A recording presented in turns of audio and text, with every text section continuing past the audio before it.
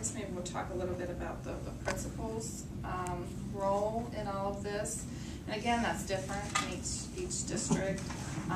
Some districts you might have more of a centralized accounting system. We do have in our district, we call them building budgets, where there is some money within the general fund that we sort of give the principals control over. That would be, we would allow them to have a budget for supplies, postage, office supplies, paper, and so forth.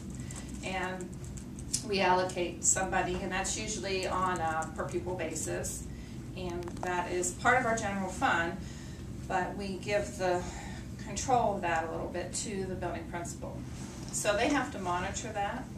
They would have to look at, we would send them reports each month to show them how much money they have remaining in their budget accounts. So if you haven't done that already as a project, you might have had to ask your treasurer for a budget summary report. What does that look like? You've got one of those. So You say they turn that in each month? When we close our books each month, we give a report to the building principal and show them what's left in their budget. And I ask them if they want to buy supplies and they don't have any money, but maybe they have some money in their paper account, they have to put in a transfer request so we can transfer the money between the funds. So it's important that you know how to read those reports, understand the definition of a supply, a service, capital outlay, and so forth. Let's see, just look at my notes here to make sure I don't forget something. Oh, and another thing that the building principal is responsible for, especially more for your high school, and you see this more in high school and your junior high or middle school, your student activity funds. I always like to mention that because there's a lot of activity and financial activity that passes through those funds. And each year we are audited, and that's one of the areas the auditors really look at, because that's usually the area where fraud occurs. That's you have a lot of people, different people handling money, doing a, yes sir.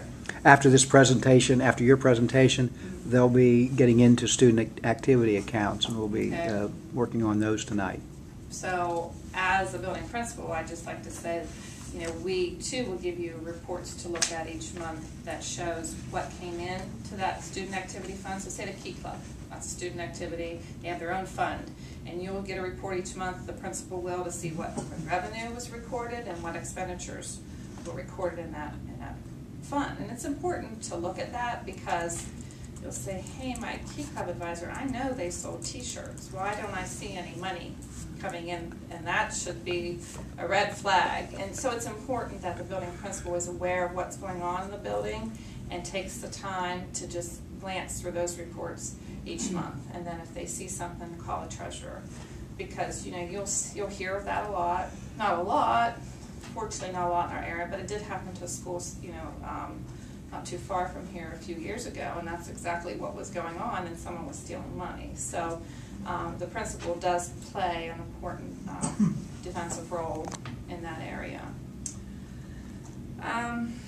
Again, one of the other important things I think a building principal should know is just kind of understand and be aware of the financial condition of your district. I think that you, as a principal, have the most contact with your community, your parents, your grandparents, and so forth. So I think it's important that you get a good understanding of that. And if you don't, talk to your treasurer.